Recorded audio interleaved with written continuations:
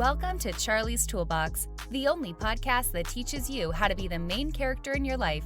Here you can find all the tools and skills you need to decenter men, center yourself, and feel good about your life. Here's your host, researcher, observer, and marketer, Charlie Taylor. Hello there, and welcome back to Charlie's Toolbox. It has been some time since we last spoke, but I really needed to recharge and just get some more energy so that I can produce the type of content that you guys are all craving. So I want to thank you guys for bearing with me on my break. And I want you guys to rest assured that I have some really, really good content that I know you guys are going to like, and that's very timely for, some events that you guys are going through. So I want to talk a little bit about this episode. This episode was requested by a couple people in the Charlie's Toolbox community, and it is a topic that has been central to my life for a little while. So I'm so excited to talk about it, and I'm kind of bummed out because it has something to do with my life as well. But before I go into that main topic, of course, I'm going to talk about me. Of course, I'm going to talk about the song of the week. And finally, we're going to get into the main topic. So what's going on with me? A few months ago, I had a friendship breakup with someone who I considered a really, really good friend. Long story short, I found out by probing that my good friend had been harboring a lot of resentment towards me, and she didn't let me know. And this built up to create a character that isn't me, that she ultimately did not like. And the revelation about this, about the resentment that had been going on for a year, the character that she created out of me to justify not telling me or notifying me about these issues hurt me. And everything just hurt me. It hurt me so much to realize that, my friend didn't like me at all. And it hurt me to know that she just been holding it for so long. And it was very jarring. It was very jarring because when you build a relationship with someone and they see it drastically differently from how you view it, it is kind of sad to see. It's sad to see it because you're like, oh man, we did not view this relationship the same, even though we had experienced it in the same moment. And it was really sad to see this relationship dissolve. It was sad to see a friend struggle with her own issues and her own insecurities, and to see it play out in such a tragic way. And, I'm one of these people who try to find the silver lining or the something out of it. I try to get something out of it, a lesson, an idea. And my silver lining is that from this situation, I realize how very clear I am in who I am. I know who I am, and I didn't allow her projections to distort that. And that was one of the things that I was very happy about because, in the past, I would let someone else's projections distort my view of myself. But because I have such a firmness on my identity, I didn't allow that to happen. I'm also happy that the truth was revealed because I am all about sisterhood. I love sisterhood. And it's one of the things that just keeps me going. And I don't want to have sisterhood with someone who resents me, with someone who feels that they can't talk to me, with someone who views me in a way that is not my character. So it was good to have that truth. It still hurt, but the good thing is I'm not in sisterhood with this person anymore. And as tragic as it sounds and as tragic as it was, I like to avoid things like that. Like to avoid being in sisterhood with someone who might think I'm competition or who might see me in a way that I don't present myself. So that was something that had been heavy on my heart, and I worked through it. I'm okay now, but it was a very tragic thing to see unfold like this. So, on to the song of the week. This song of the week is Still by Marabou State and Holly Walker. I'm an indie girl, so you guys are probably going to get some indie songs, or you guys are getting indie songs. I'm sorry, but I'm an indie girl. I heard it while watching the Netflix show The Bastard Son and the Devil Himself, and it's just a cool vibe. It's just a cool vibe. I like having good vibing music when I'm like doing my makeup, or I'm maintaining myself, or like I'm plugging my eyebrows or something like that, or I'm doing some work. I like to have some ambiance and some music in the background just to kind of create a vibe, creative energy, create a kind of mood to do things to. So if you need something that will create a nice little vibe for you guys, I would recommend listening to Still by Marabou State and Holly Walker. So let's get into this main topic. This main topic is the elements of a friendship. And like I said, I love this topic because friendships are relationships that have poured into me. They've taught me how to be vulnerable, how to love unconditionally, how to be myself, how to create boundaries. And if it weren't for them, I would not be the person I am today. Not only that, but I also chose the right people with the right heart to pour into me. And that is a vital piece of this, because you can have friends for days, but if they don't have the right heart and they aren't on the right path, then when they pour into you, it won't be as influential as they were to me. This topic is also very timely because like you all, I needed a reminder of what I looked for in friendships and the possibility of those friendships. It was just a nice reminder for me, like, you know what, there are very set characteristics that I look for that typically that typically create a good friendship and a good relationship. And I just need to be reminded of what those were. You guys already know that friendships are amazing. You already know because you guys have amazing friends.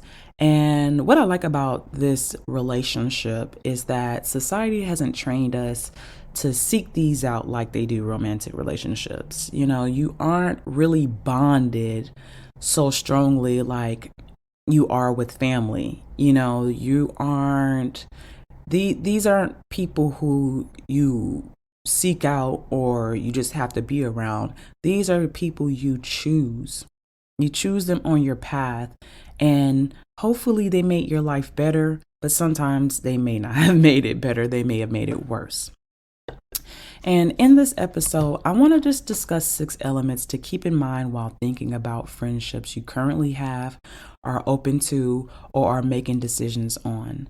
And I chose these 6 because you can build a lot of love on top of this foundation, and friendships can flourish when love is being cared for and nurtured. And I just thought that these traits this foundation is a good place to place love on top of, and it's generally a place where love can be nurtured. So my first element is the type of maintenance. You gotta kind of know, what type of maintenance level you and your friends are. And the reason why this is such a big thing is because if it's a mismatch in maintenance level, it can result in perceptions and intentions being skewed. For example, if the low maintenance friend does not check in or propose dates, the high maintenance friend may perceive that as a lack of interest or dislike or the friendship is not that important to the low maintenance friends. But that could be furthest from the truth. They're just a low maintenance friend. Whereas if the high maintenance friend continues to reach out and asks to go out and proposes new ideas, the low maintenance friend may view this as too demanding or too much or overwhelming. And with these friendships, the type of maintenance, like there's nothing wrong with either style of maintenance. Nothing is wrong or right about it when it comes to friendships. These are just simply two people with two different definitions of friendship. And they have to articulate that to people and give grace if people with different levels of maintenance disappoint you, because it's their nature.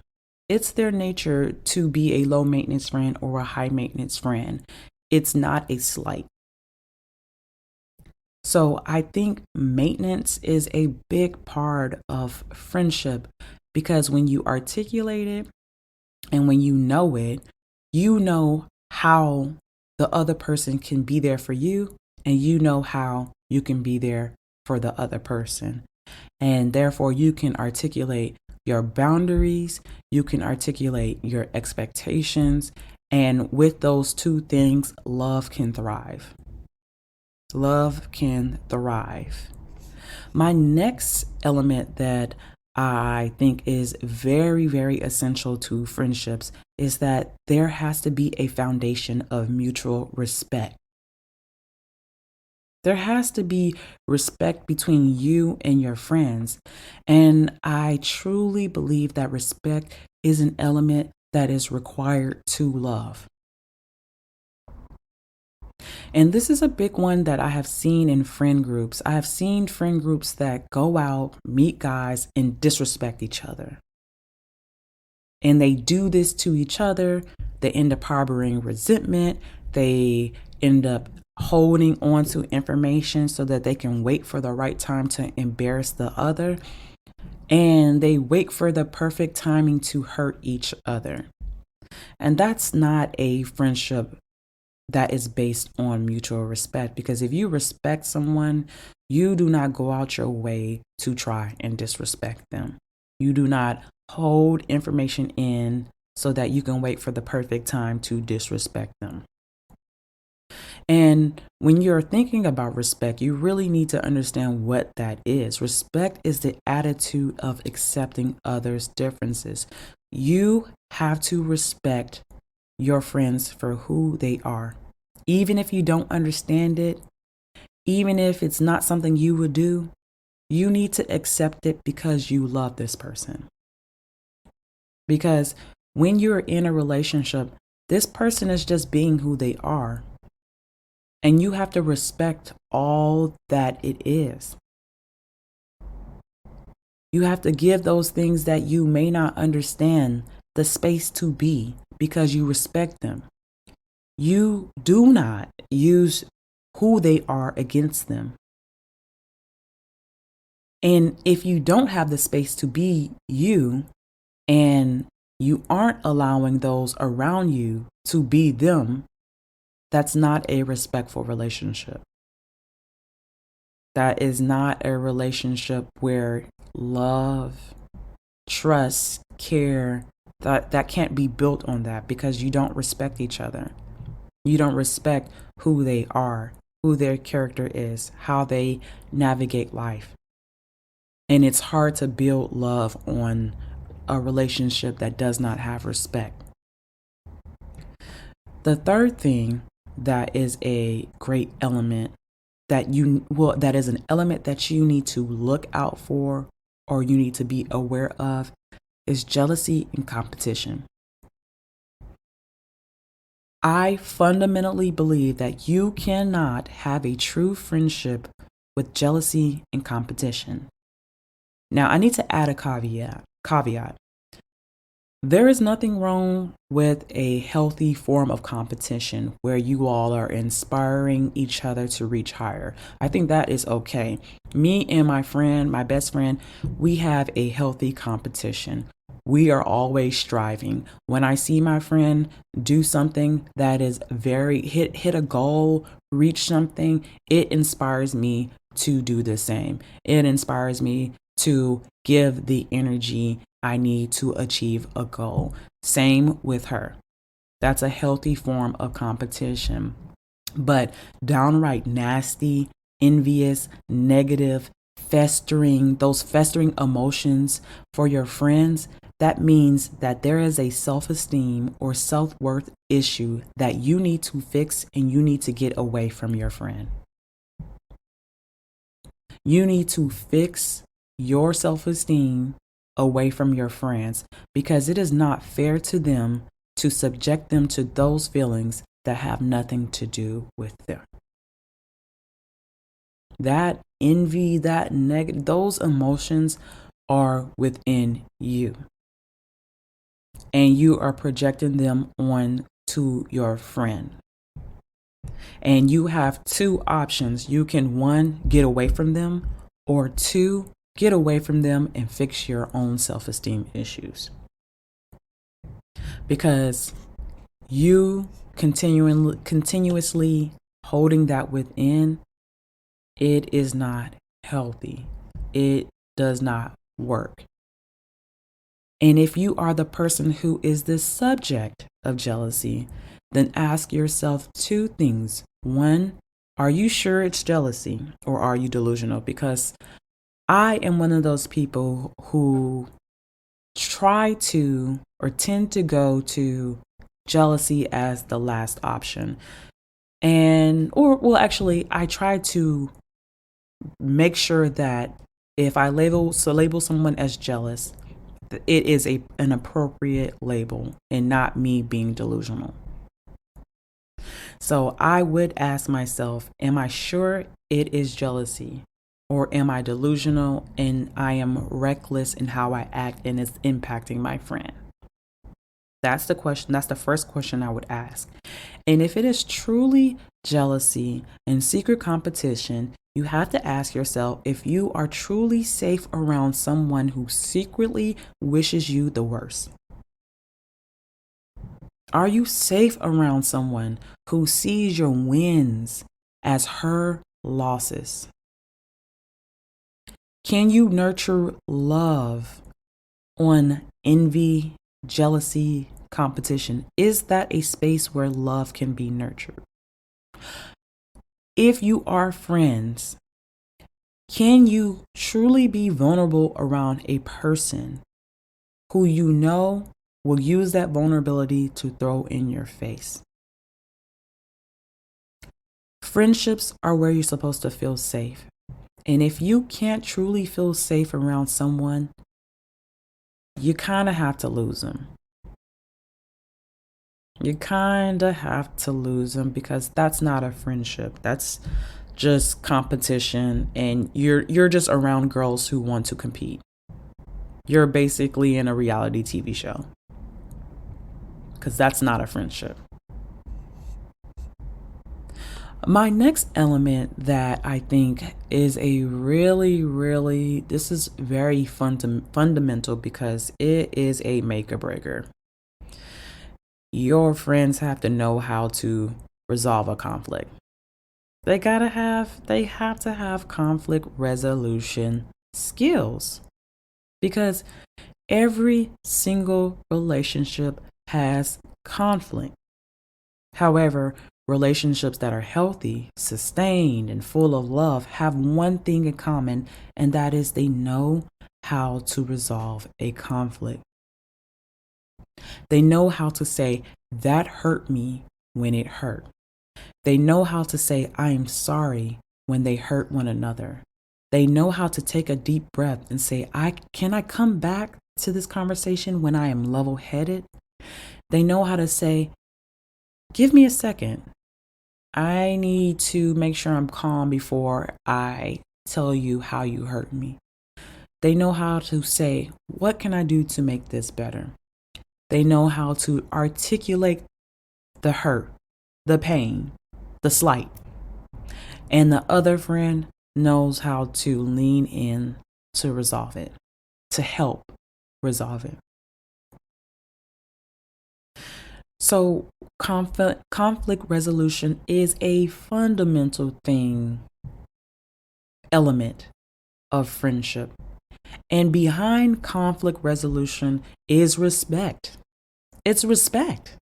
It is respect and the love to know that if I tell you how I feel, you will honor it. It is the respect that if you tell me how you feel, I will honor it. It is faith. It is knowing that your friendship is filled with love and respect. And because of that, anything you say will be taken with love and respect. And the final element that I think is essential for a great friendship, at least the foundation of a great friendship, is space for growth. Friendships require space for growth. People change, and no matter how much we wish they would stay the same, they don't. So you must prepare for growth because it's inevitable. And you must ask yourself if you can make room for this growth. You must ask yourself if your friends are making room for your growth. And if you can't or they can't, that's okay too, because sometimes growth creates people who no longer have anything in common, and that happens. It makes no one wrong or bad. It's simply the growth that they're having. And unfortunately, it led you all down two different paths, and because of that, you have nothing in common. However, if you plan to continue to be friends with someone who grew, you must make room for this new person. You cannot throw their past in their face, and you have to accept this new point of view because your friend needs this to feel free and loved as this new person they just became. You cannot allow them space for growth and then continue to remind them of where they came from because they're not that person anymore. They're this person. So you need to allow that. When you look at all of these elements, knowing your level of maintenance, foundational mutual respect, jealousy and competition, conflict resolutions, and space for growth, the thread that ties all these together is self-awareness. You need to be aware enough to know who you are, what you like, what you can make room for, and what you can't make room for. You also need self-awareness to know what it feels like when your friends aren't making you feel loved. Because when you know yourself and are aware of how you feel, you can easily be a good friend, and you can also know quickly when someone is not being a good friend to you. When you're self-aware, you can articulate your boundaries, articulate your expectations, and the people around you, they can decide whether or not they want to fit within that. And the only way that they can know whether or not they're going to be able to fit within your life is by you being self-aware and you articulating that. So, on that note, you all take care.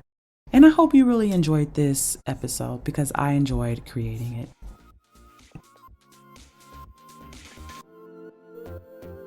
For show notes, be sure to check out charliestoolbox.com. Follow Charlie on Twitter, Instagram, and Facebook at Charlie's Toolbox. Thanks again for listening to Charlie's Toolbox.